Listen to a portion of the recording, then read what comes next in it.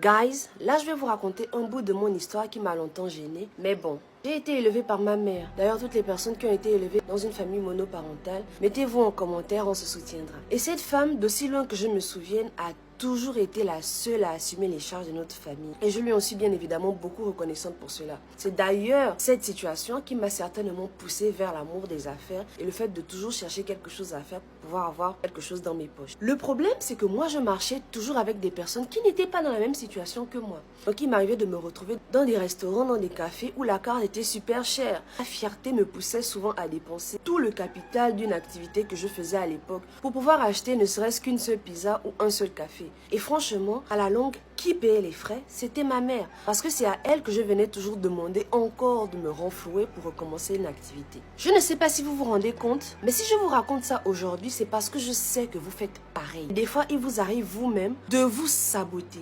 Rappelez-vous une chose, vous n'êtes pas comme les autres. Dépenser une semaine de salaire dans une seule sortie parce que tout le monde fait pareil, ce n'est pas très intelligent. Il y a d'autres manières de se créer de bons souvenirs avec ses amis qui n'impliquent pas forcément de dépenser un quart de votre salaire ou une grande partie de votre capital. Aujourd'hui, être ça l'habitude ne fait plus partie de mon quotidien. Je ne dépense plus pour plaire, je ne dépense plus pour exister parmi les autres. Je construis brique après brique ma liberté financière, un investissement rentable à la fois et je tiens mon argent sous contrôle. Grâce à ma méthode infaillible, la marelle des finances. Les amis, je vais vous dire un truc pénible. Connaissez votre place et restez-y. Parce qu'honnêtement, ce genre de choix de dépenses inutiles n'impressionne personne. Ça vous ralentit plutôt. Moi, c'est Cristal. Et si tu ne l'as pas encore compris, j'aime l'argent, j'aime en parler. Et je sais t'aider à garder ton portefeuille gonflé. Abonne-toi. C'était la Minute Confidence.